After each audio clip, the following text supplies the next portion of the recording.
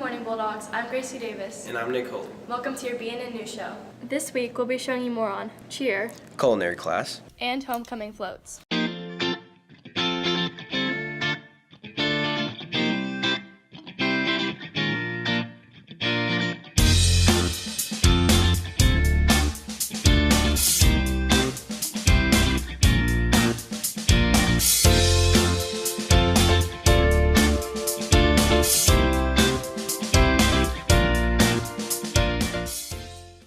Homecoming night is nearly here. BNN delves deeper into how cheer is preparing. BNN sat down with Shruti Srikanth and Chloe Roberts to talk about how they're preparing for the homecoming game. We'll be doing a routine during the trike races, and then during the actual game, all the three squads are going to be cheering at the varsity game. We're dedicating like a certain amount of time in our practice to work on our routine that we're going to do during the trike races. 1, 2, 3, 4, 5, 6, 7, 8. Well, for future season, we're just like preparing by doing the games, making sure we have our motions, our jumps, and our tumbling. We just have to make sure it's all good. And then for homecoming, we have a routine prepared. 4, 5, 6. Okay. Because we have like a dance, we have cheers, we have stunting and tumbling, we have it all in that routine. Our coaches like us to like practice outside, so like if I don't know like a dance or I don't know like a cheer, I'll like dedicate like 10 to 15 minutes on it like max, so that I can at least like do it right during practice. Cheer's like not as easy as it looks. Like it's a lot harder than like everybody makes it out to be. The Columbus North homecoming game will take place September 29th at 7 p.m. This is Carla Perez reporting for BNN. The culinary class is attempting to deepen their understanding of other cultures by cooking foods from around the world. Here's more about it. Culinary class has been making foods from around the world. BNN sat down with Chef Curry to get more information.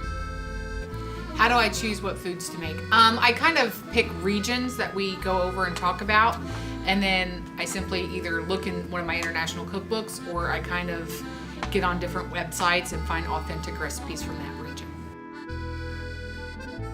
Making cultural food help introduce students to other cultures, absolutely. And if I know that I have a student that's from an area, or family is from an area that we're studying, I have them bring like family recipes in.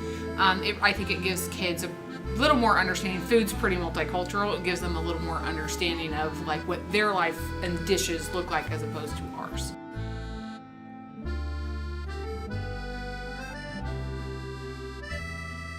How does the cultural food affect students? Well, they just like eating. So it makes them try something that they probably never heard of. And it introduces them to new things outside of probably what they've ever been introduced to before.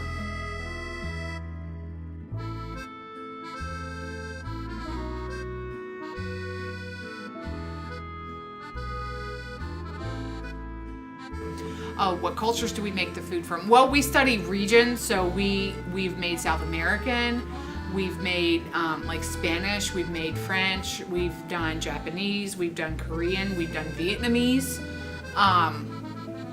Hispanic. I'm trying to think. Those are the basis of kind of where those are places that some of my students have come from. So I do try to hit on those areas. This is Seth Noonan reporting for BNN. Student Assembly is getting together to build homecoming floats. Let's see how they're doing. Student Assembly is preparing for homecoming on September 28th. BNN sat down with Max Wilson, Graham Keel, and Ab Shoemaker to get some insight. I've set up goals for us to succeed. I've set jobs for everybody. I've helped bringing in supplies. I don't think it's much different than any other classes. We're all, as a group, going to one of our houses and having fun and working on the float. I'm Graham Keel, and I'm on Student Assembly. The theme this year is superheroes. We got Captain America, and Student Assembly had a meeting in the cafeteria where we brainstormed a bunch of different ideas and then brought them all together and voted on which one we thought would be the best, and that's what came out on top. I'd say most of all, we just learned more than anything how to work together better as a team. I'm Ab Shoemaker, and I am in 12th grade.